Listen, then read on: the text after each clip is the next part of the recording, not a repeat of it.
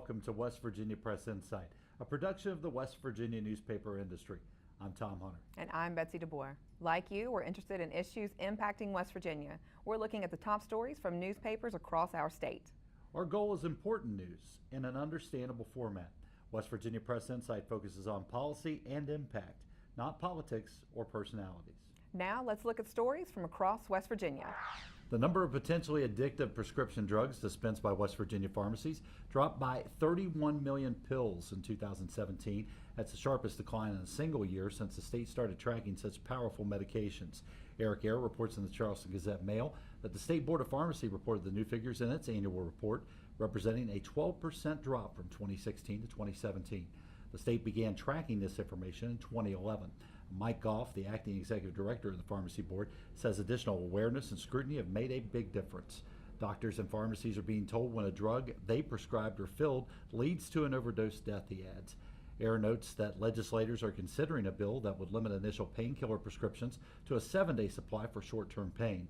About 24 states have such limits. Yes, and the actions by the State Board of Pharmacy represent one of many efforts to reduce the number of overdose deaths in West Virginia.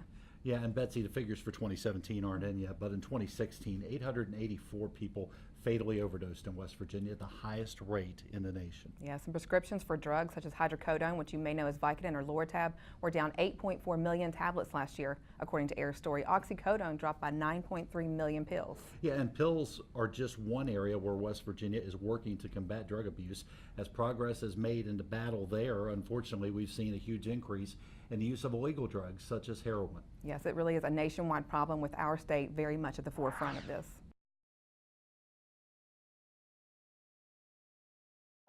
If the U.S. Supreme Court allows legal sports betting, West Virginia should jump in the game right away, some legislators say. As Linda Harris reports in the State Journal, the court heard arguments on the issue in December and could issue a ruling this spring. Sean Fluharty, an Ohio County delegate, is an outspoken proponent of bringing sports betting to the Mountain State. A 1992 federal law currently bans sports betting in all but 4 states, but that could change. Fluharty, noting many other states already are preparing for it, wants to be sure that the state is ready to be ahead of others. One study says that West Virginia could generate between $34 million and $78 million from sports betting annually. Kim Florence, general manager of the Wheeling Island Racetrack and Casino, says passing sports betting would help the state's track stay competitive with other states. And you know, Tom, Pennsylvania has already passed legislation to allow sports gambling if the Supreme Court clears the way. And other border states have expanded gambling in recent years as well. Yeah, and Betsy, while some proponents have been very vocal in their support, it's not clear whether the House leadership in particular will go along with this idea. The House historically has taken a dim view of any gambling expansion. Yes, and gambling has taken on a bigger role in West Virginia over the years, going from a lottery to slot machines to table games over the past couple decades. Yeah, and it's also a very significant part of the budget now as well, although gambling revenues have taken a hit in the past several years as other states have added similar options. Of course, all this depends on what action the U.S. Supreme Court takes, so we'll have to stay tuned for that. Governor Jim Justice and several top legislators want to allow timbering in West Virginia's state parks, with revenues going toward improvements at the parks. However, as Jessica Vaccaro reports in the Mountain Statesman, that proposal isn't universally popular. Governor Justice mentioned the idea in his State of the State address, and a bill has been introduced into West Virginia Senate. It would lift a state park timbering ban that's been in place since 1931. The supporters say it would be done as part of a comprehensive plan with restrictions on the number and size of trees that could be cut down. The money would be put right back into the parks, used to maintain, improve, or operate the popular tourist attractions across the Mountain State. But Vaccaro notes in her story that a coalition is formed, encouraging people to call the governor's office to oppose the proposal. They say the beautiful nature of the mature forest is a key driver for tourism and should be protected. The governor, they note, has made tourism a centerpiece of his economic development plans. You know, Tom, this is a proposal that has brought out interest groups on both sides very quickly, and it's certainly been a popular item on social media in the past 1 or 2 weeks. Yeah, Betsy, opponents note that logging can be a dirty and disruptive process with logging roads and the potential for disturbing streams. Trees also help prevent water runoff and potential flooding, they note. And just this week, State Agriculture Commissioner Kent Leonard expressed his concerns over the proposal, saying he believes there are plenty of state lands where timbering can happen instead of inside the state parks. On the other side, proponents say the timbering could be done in areas that aren't visible to visitors. They also note that with some $50 million of investment needed for our state parks and a tight state budget, this may represent the best way to fund those improvements. Yeah, both sides are encouraging residents to call and express their opinions. We'd love to hear what you think. Express your opinions now on our West Virginia Press Association Facebook page. Officials from several school systems are looking at ways to increase sustainability. Marshall, Ohio, and Tucker County educators were part of the discussion, as Alan Olson reports in the Intelligencer and Wheeling News Register. Representatives from Pittsburgh's Green and Healthy Schools Academy shared information about not only energy efficiency and recycling, but building a culture with students that encourages sustainability. 10 projects are already in place thanks to many grants from the Benedum Foundation. Some are physical improvement projects and some are actually in the curriculum. After initially focusing on Pennsylvania, the initiative has expanded to West Virginia. Olson notes that Cameron High School in Marshall County is doing a human health fair with sustainability theme this spring. The new school is a National Green Ribbon School, receiving an award for energy efficient construction. And Betsy, this sounds like just the beginning of an effort that is likely to expand to many West Virginia counties and classrooms. Several other counties were invited to participate in the initial round, and Academy officials plan to be back in the Mountain State very soon. Encouraging sustainability with young people is usually a good audience, but it can go beyond just recycling programs in local schools. Yeah, one teacher at the event noted that the initiative fits well with the popular STEM education programs because it can be connected to science, technology, engineering, and math. Tom, this is going to be interesting to see what happens next and where future Benedum grants are put to work. Some counties in West Virginia are preparing for the pros and cons of an influx of pipeline workers. The Intermountain of Elkins reports that Randolph and Upshur counties both expect a significant impact from those constructing the Atlantic Coast Pipeline. Hundreds of workers are expected in Upshur County, according to the Intermountain's Sarah Goodrich. About 23 miles of pipeline should be under construction starting in April. In preparation, the Upshur County Commission has updated its emergency management plans in case of a situation related to pipeline construction. Living arrangements also are being made in both counties. Mobile home parks are going up in Upshur County and hotel rooms are starting to fill in the area. In Randolph County, Tim McVeigh says public safety is one concern, while the economic impact could be significant. Sheriff Mark Brady tells the newspaper that response times to the rural areas could be an issue and they are working to address it.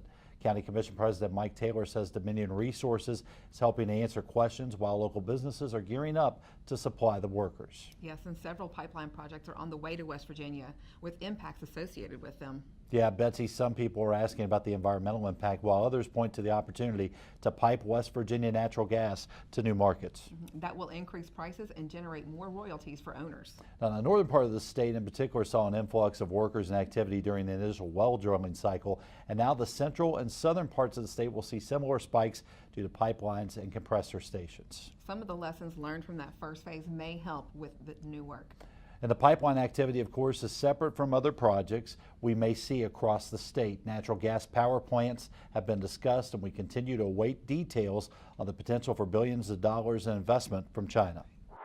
A new poll reveals West Virginians' opinions on a number of issues, from the president's popularity to thoughts on drug abuse and tax reform.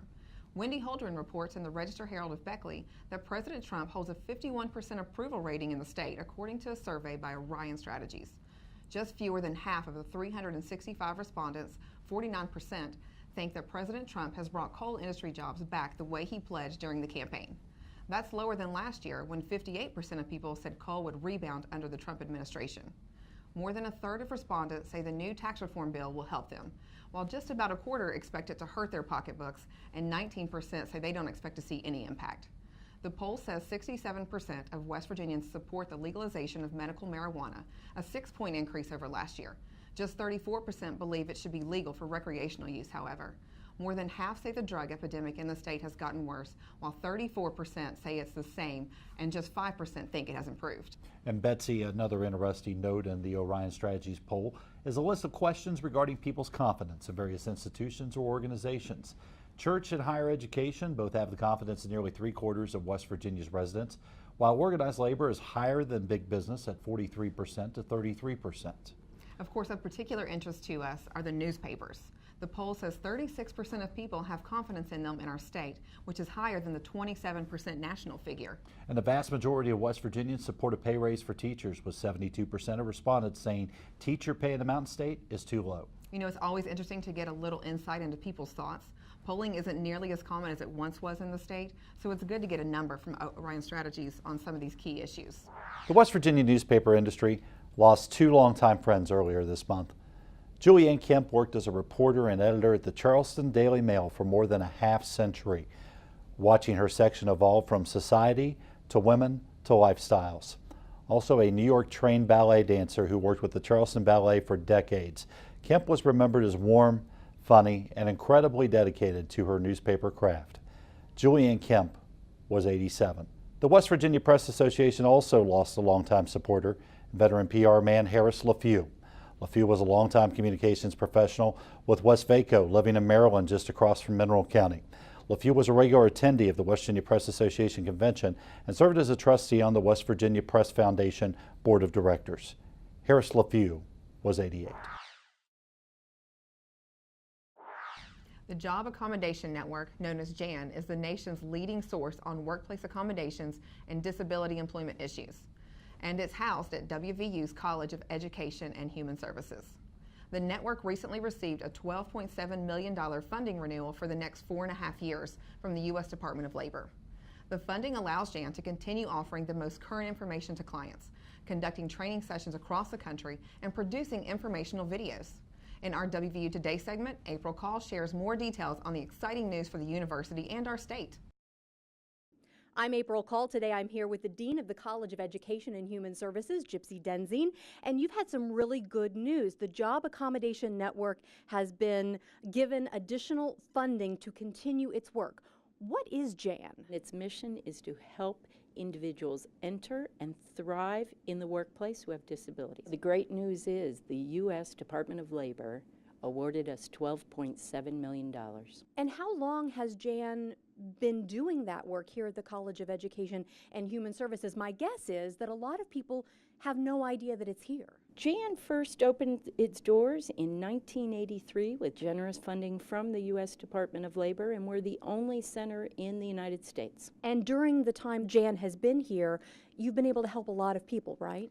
A lot of people. We average about 55,000 people a year, both employers and employees. What is it about the Job Accommodation Network, JAN, and the College of Education and Human Services here at WVU that makes it such a good fit? Why have JAN here? The U.S. Department of Labor saw in 1983 that we have the expertise here in West Virginia and here at West Virginia University. You can always get information about what's happening at West Virginia University at our website. Go to wvutoday.wvu.edu.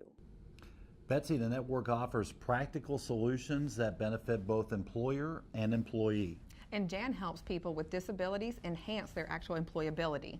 It also shows employers how to capitalize on the value and talent that people with disabilities add to the workplace. The network answers more than 55,000 inquiries through its toll-free hotline and online chats. Another important mark of distinction is achieving national notice for West Virginia University.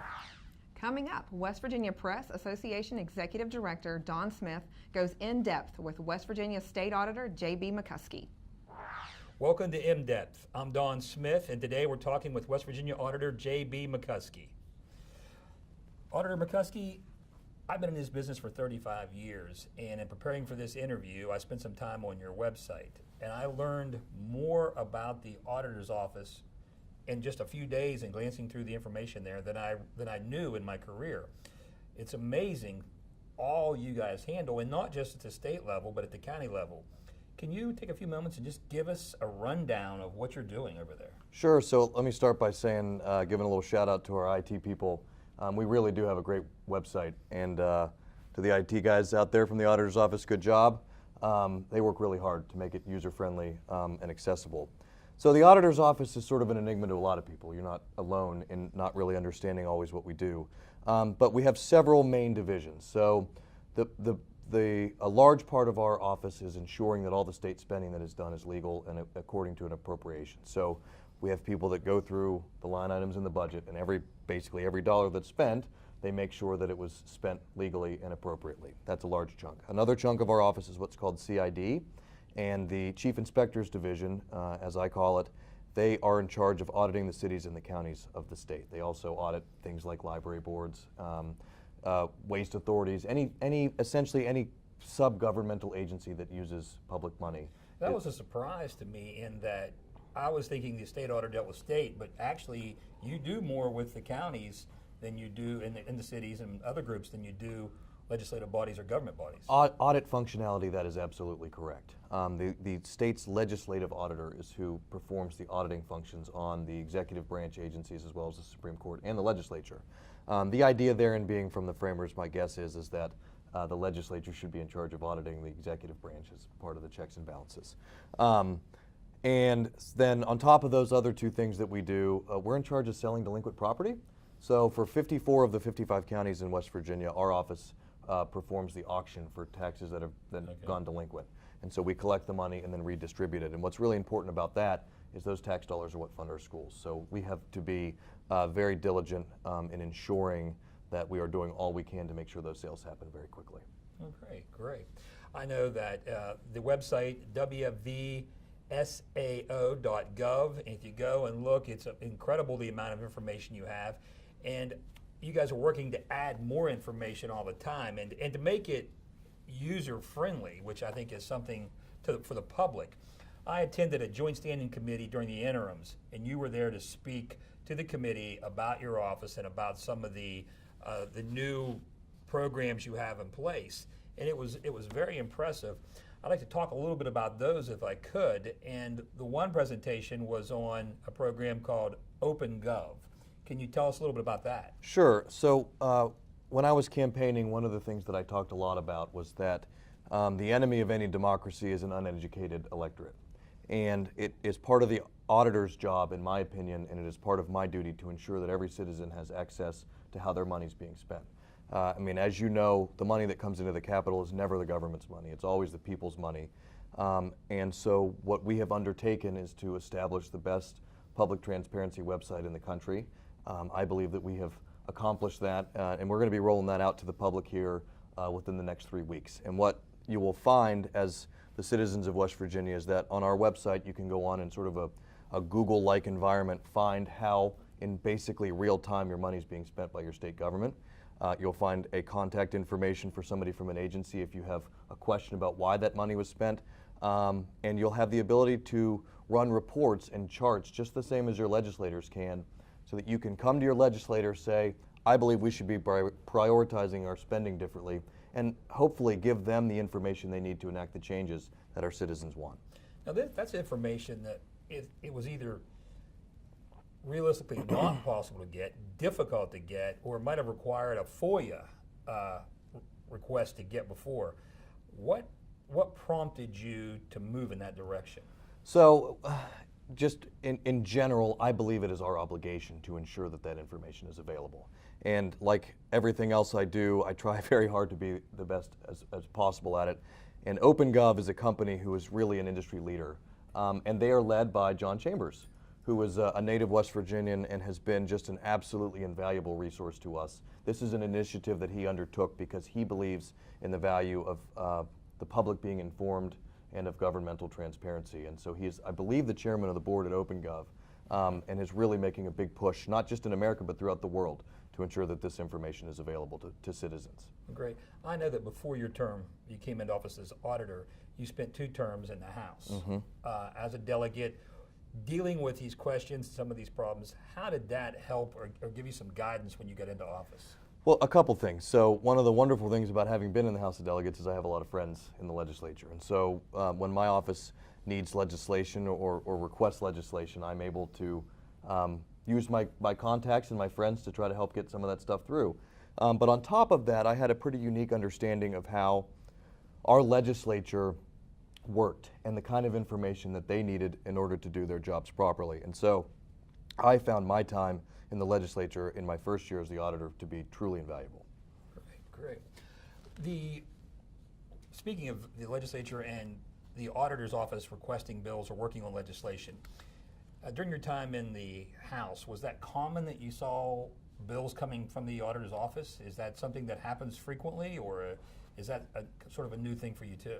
I don't recall seeing a terrible amount of bills coming from the auditor's office, but that doesn't mean that they weren't there. Right. You know, serving on the Judiciary Committee, it's very possible that those bills would have gone through Finance or GovOrg, and I may not have seen them. So Okay. I don't actually know. Okay. Well, that brings me to a point I wanted to ask about, because you have a bill coming out maybe today or soon that addresses fraud, accountability, and transparency. Yeah. Now, a couple things. Your experience in terms of writing bills or getting bills prepared, I think, would pay off. But tell us a little bit about that bill in particular. So that bill works on a couple things. The first is Delegate Kelly Sabonia for years has had a government transparency initiative bill, and we were really happy to work with her to get that incorporated into this bill. And what it does is it essentially codifies our website, and it ensures that the agencies have to provide us with information in a certain way so that we can get it back out to the public properly and effectively, and it ensures that the public is going to always have a website that is going to give them that kind of information. On the fraud aspect of the bill, what it does is it codifies some of our office's ability to aid our state's prosecutors and sheriffs in prosecuting crimes against the citizenry. Since we have begun our fraud unit in the auditor's office this year, we have 19 new opened cases of government fraud. And you know what happens is, and this isn't an indictment of anybody, but these are oftentimes smaller fraud cases, and these prosecutors in our state are awesome, and they work with their tails off. But they've got drug cases, murder cases, rape cases. They've got a bunch of really, really difficult cases to work, and sometimes these smaller fraud cases get stuck on the bottom. And so what we have undertaken to do is to be their resource to work up the cases for prosecution, give them back to the prosecutor, and then let them do what they do right, because we have the resources. We have investigators and forensic accountants who are able to work these cases quickly and efficiently. Well, that's great. I know that my time across the state at the Martinsburg Journal, the Intermountain Elkins, the Wetzel Chronicle in Wheeling, covering courts and working with prosecutors, they were always overloaded, and it was a massive challenge. That being said, from what I've seen with your office, you haven't increased staff. You're taking on a lot of work, but it seems like you've been able to be pretty efficient with that. Can you tell us about that? Our office is running, in the exact percentage might be off, but it's roughly 25% smaller than when I started a year ago.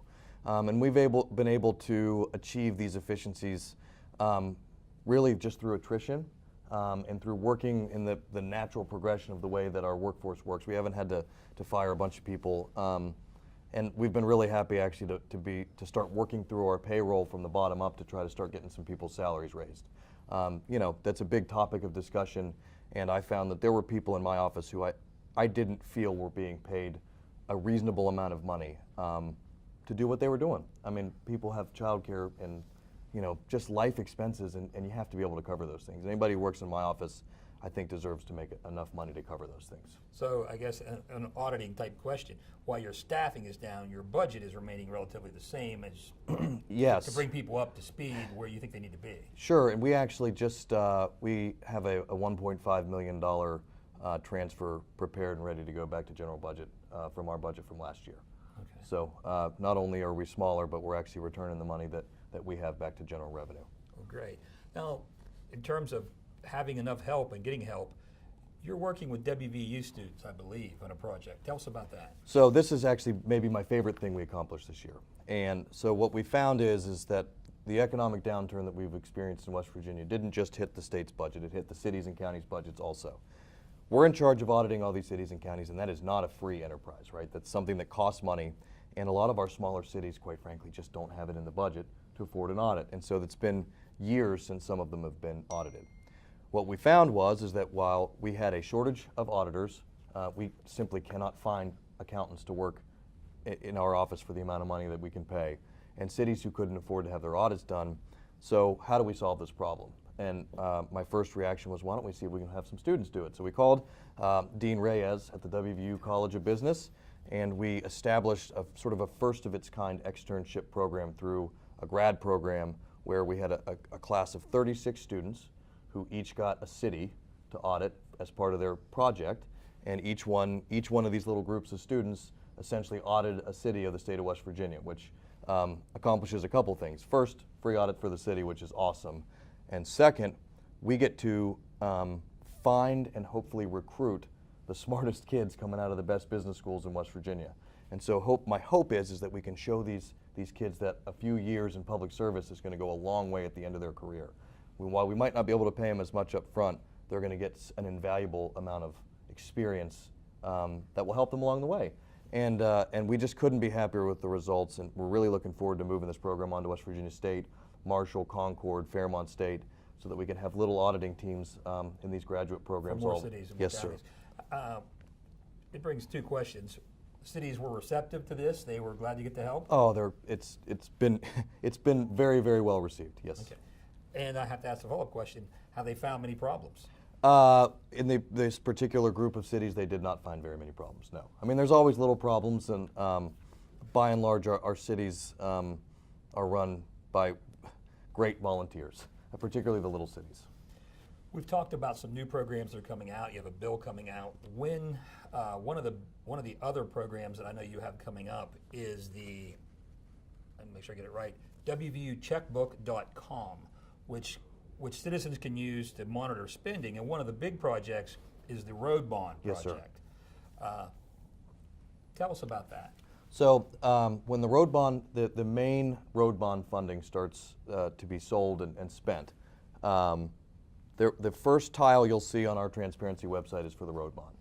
And what we've designed is a map of West Virginia broken down by county, and the citizens will be able to click on every county and then see the projects that were promised by the road bond, and they'll be able to see how much was allocated, how much was spent, and where they are along in the project. And we've been really happy to work with Tom Smith and the people over at Transportation Highways, because they've been very receptive to the idea that the spending this money in a transparent way is going to help the citizens, and it's going to help them.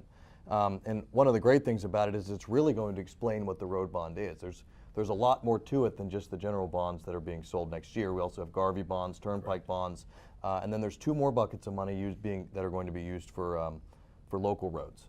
And so hopefully this website will be able to educate the public about what's being spent, why it's being spent, where it's being spent, and how it's being spent. And like we said before, there is no greater benefit to the citizens of the state than knowing how their money is being spent. I agree. We had Secretary Smith on last week talking about the project and the job fair coming up. Will any of the information about how many West Virginians are hired or those type of things, is that something that you look at, or is that outside your That is certainly something that the Department of Transportation and Highways will be able to add to the website if they have the information. And they will have the information. And from what I've gleaned from Secretary Smith, they are very actively interested in making sure that their part of that website has just a ton of information, including pictures and of progress, so that people can really know what's going on. Well, for the people out there, I think the big thing is there is a lot of information. There'll be a lot more information out there. And if you get the chance, visit wvsao.gov and look at the auditor's website and watch for the new programs coming out. I think it will be informative and useful. JB, thank you for coming. Hey, thank you so much for having me. I appreciate it. Next, we'll have Betsy DeBord talking about Restaurant Week in the city of Charleston, West Virginia on our tourism segment. For many, tourism in West Virginia is about the outdoors and nature. There are, however, many other great activities the state has to offer. Charleston's Restaurant Week is just one great example. In its 5th year, Restaurant Week, happening now in the capital city, continues through Saturday. The list of 21 participating restaurants is impressive, as are the actual menu items. Restaurant Week brings together residents of Charleston, visitors to the area, and legislators from across our state. It is one of the most highly anticipated culinary events in Charleston and presents local cuisine and specialty menus at a single price point, a 3-course dinner for $30. This week for dinner, just make reservations. For more information, visit cwvrestaurantweek.com. Welcome to Charleston Restaurant Week, an annual celebration of the city's best locally owned restaurants. This is your chance to join friends and family for a great meal out at one fixed price. So here's how it works. Review the published menus and pick your spot. Be sure to make a reservation, let the restaurant plan for your presence, and make it a great night. While you're in the restaurant, remember to tip appropriately. This week is a celebration of the service industry as much as it's about great food. When you have a great meal and a great night out, share it with the world using our official hashtag. Finally, thanks for taking part in Charleston Restaurant Week and supporting small business. We hope you have a great meal out and find your new favorite restaurant in the process.